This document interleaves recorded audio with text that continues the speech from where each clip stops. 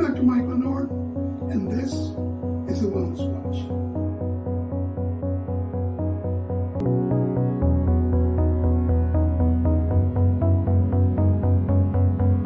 Welcome to today's edition of the Wellness Watch.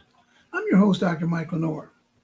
You know, the Christmas season, the New Year's Eve combo is my favorite time of year, and I've been hoeing around here for the last couple of weeks. But you know, every year Christmas is spoiled and New Year's is spoiled because we don't take into consideration those things that keep us safe. So let's get started. Christmas is a time of joy and celebration, but it can be a dangerous time for your children if the right precautions aren't taken. Here's some safety tips to keep in mind when celebrating Christmas with young kids. First, avoid putting small decorations or toys on the tree that could pose choking or strangulation hazards. I've seen that happen. When decorating the tree, opt for larger decorations and ornaments that are too big to fit in a child's mouth. Keep the electric lights away from children. Unplug the tree lights at night and when children are around, and teach them not to touch the bulbs or the wires. Be mindful of open flames. Avoid putting candles on the tree and keep other open flames away from children. And if you do have a fireplace, make sure it's safe around it. Keep breakable items out of reach. Don't leave glass decorations, figurines, or fragile items where a child could easily break them. That happens every Christmas.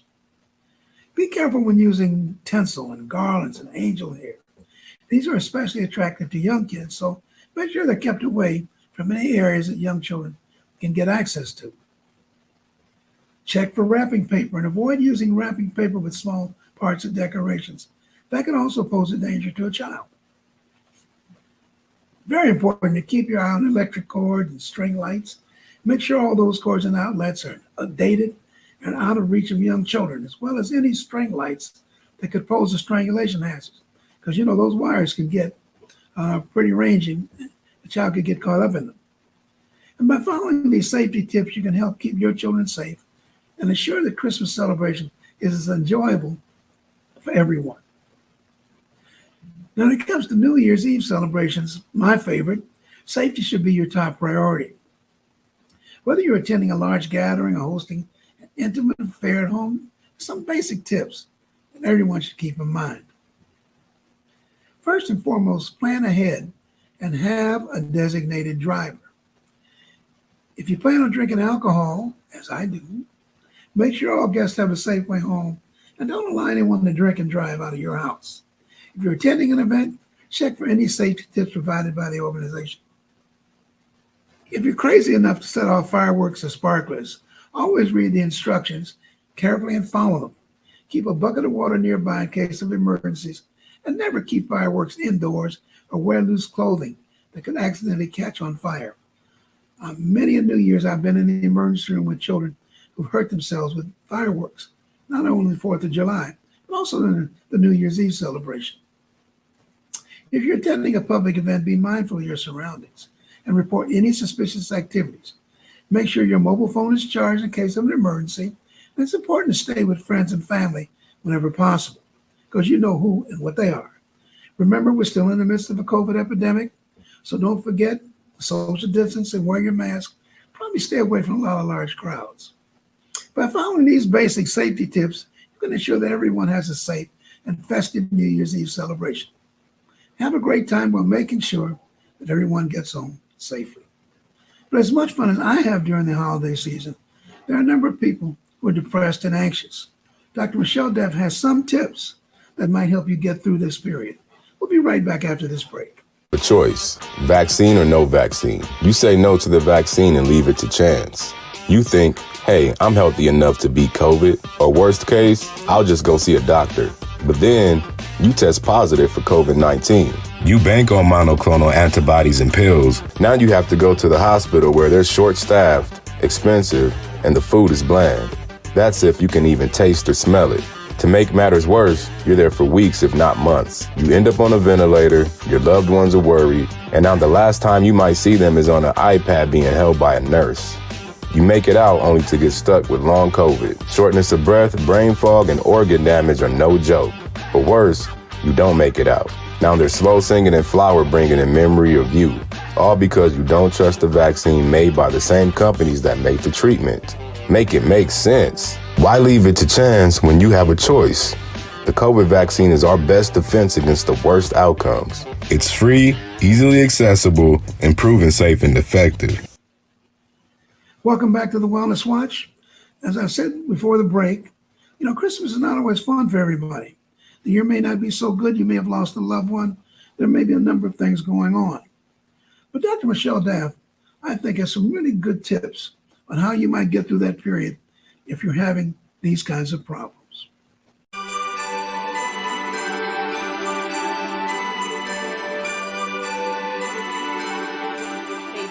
How you guys doing? I hope you guys are doing fantastic. I'm here today for our first session of Talk to the Doc, and today we're talking about how to manage your emotions and your thoughts and your feelings throughout the holiday season.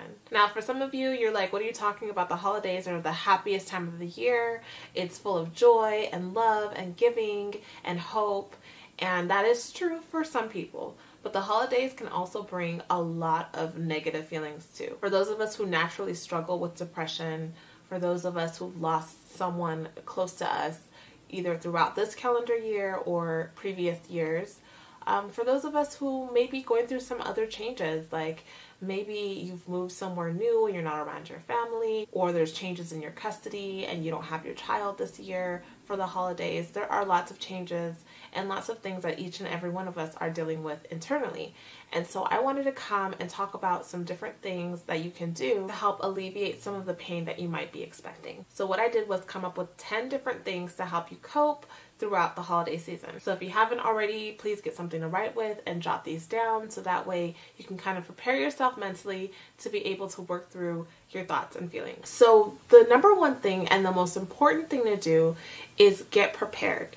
If you know that you've lost someone throughout this year, if you've had a breakup, if you know that you might feel a little bit lonely, or you already suffer with other mental illnesses, then get prepared. You have to prepare yourself for the emotions that might come through the holiday season. These emotions can be sparked by the songs that come on, by the different events that you attend.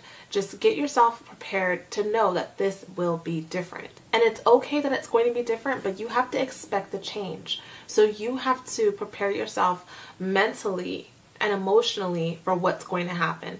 And that's not to give you any anxiety, but that's just to say, I'm going to take away the shock of how much this is going to hurt by knowing already that this might be painful, and that's okay. So that's the first thing you're going to have to do is get your mind ready for that. If you're going through these thoughts and you're going through these emotions and you know that the holidays bring tons and tons of parties, okay, this is the time of the year that people want to celebrate.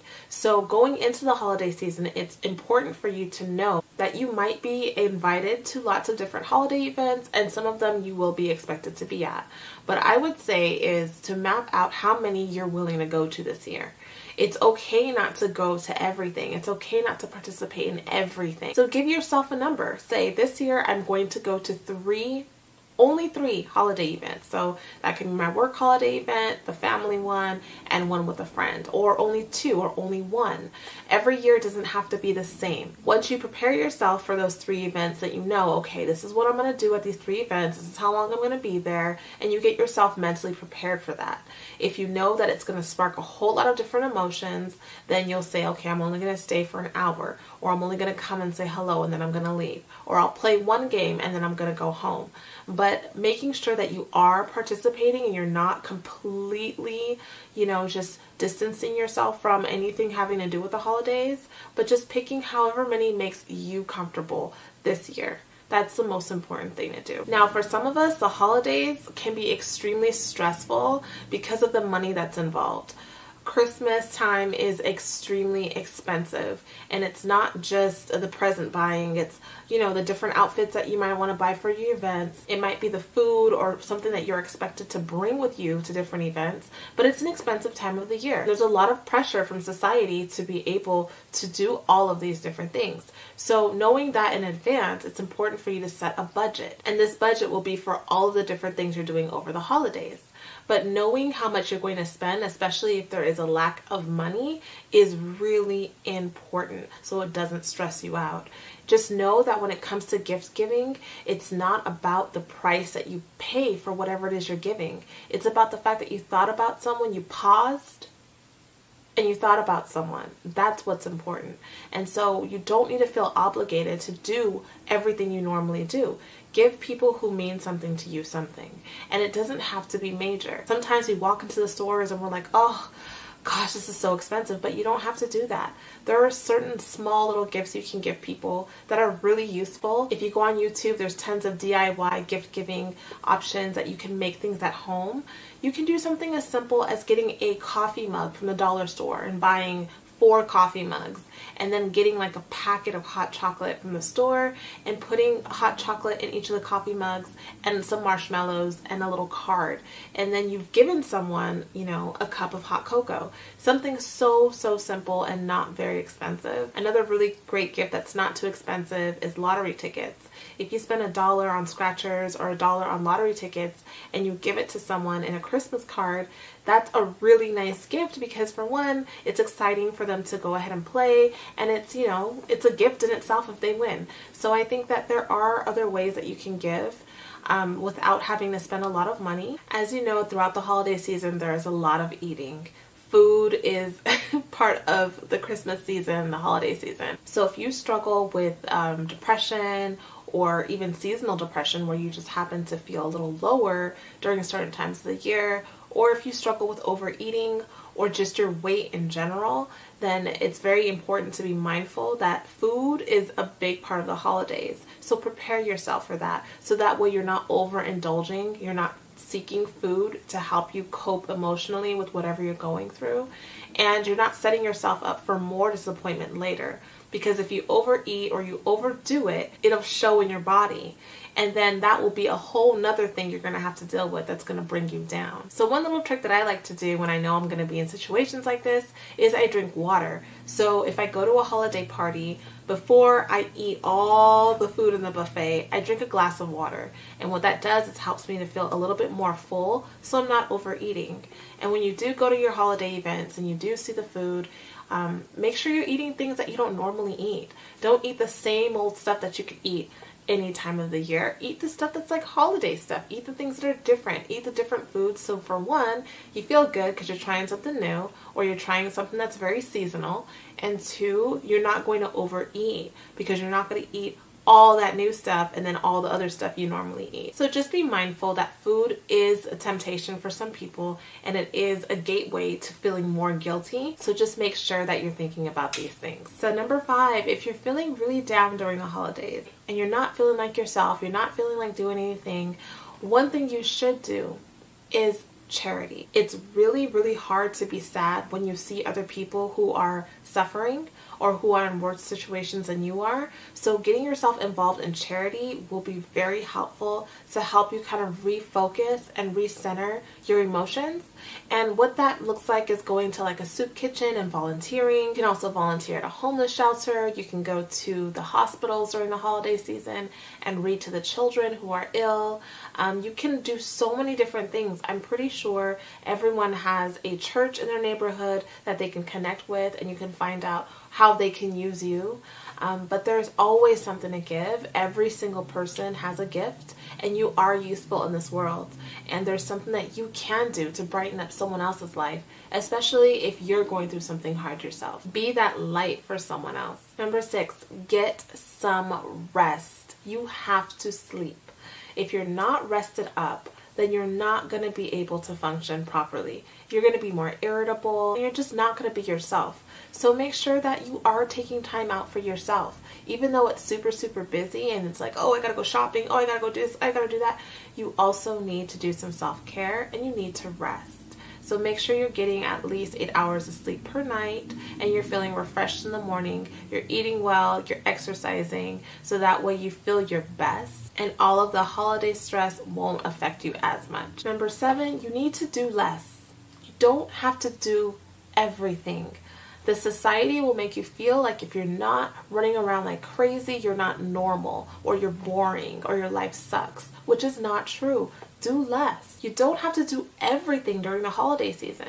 So if there's some stuff that you normally do, like you go to your yoga class or you do a whole bunch of different things throughout the week, during the holiday season, take a break. You can take a break. It's okay to do that because you're doing so many other things that it's okay to skip your yoga class for the next 2 weeks because you're going to use that time to do something else. Don't try to fit everything in because that will stress you out.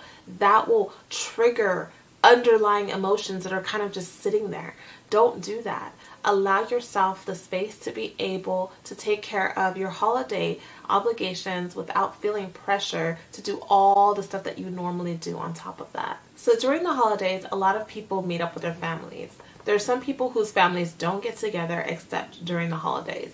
So there can be a lot of anxiety about seeing your family members that you don't normally see, about the questions they may ask you, especially if your life is not, where you want it to be. You may not want those questions. There also are toxic people in some people's families, people that you've had disagreements with, people you've had bad history with, people that are just not that nice, but are related to you, and there's a lot of anxiety about being around those people.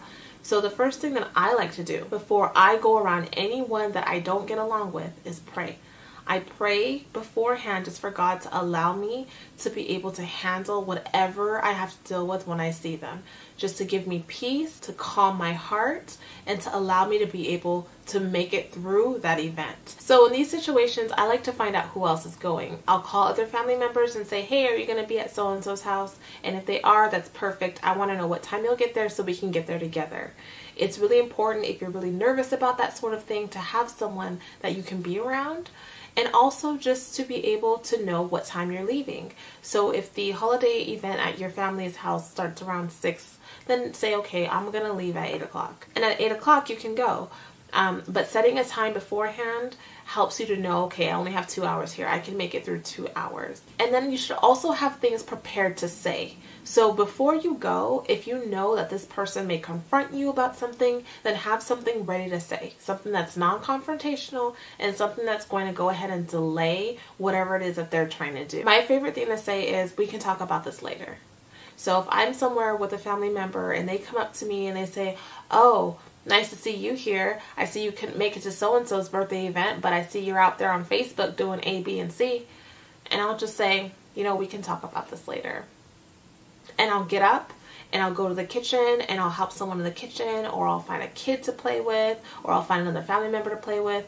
But I don't engage and I just shut it down. And that's the best thing to do, is just shut it down. For me, that's always worked. But, do whatever works for you, whatever you're comfortable with. But just plan ahead. If you anticipate that someone may approach you with something, then have answers ready to go. And that will help alleviate your anxiety before having to be around those people. Now, number 9 is mainly for those of you who may already struggle with mental illness, is to seek professional help. If you know that you're going through something really, really rough, and no matter what's going on, you cannot shake it. You cannot feel better. You've done all you can do on your end, but the holidays are really making it worse and you just can't seem to get it together, then seek professional help. I always pray and I always ask God to lead me in the right direction as far as who I should be speaking with. But talk to your doctor. If you have insurance, then go ask to see a therapist and just ask to see someone who you can bounce things off of and who can give you professional help. So that way you can cope with these issues that may be a little bit more intense than the average person. There are so many things that we go through in this world, and you don't have to go through it by yourself. There are people out there who are trained, who went to school just to be able to help you.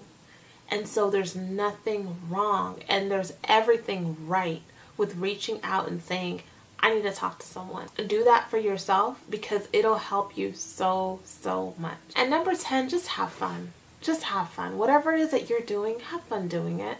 It doesn't have to be anything major or grand. If you're skipping the holidays this year and going to Hawaii, then do that. And just enjoy whatever you're doing. Tomorrow is not promised to you or to your loved ones. So it's really, really, really meaningful to take the time throughout the holidays to spend with them, to be present in the moment.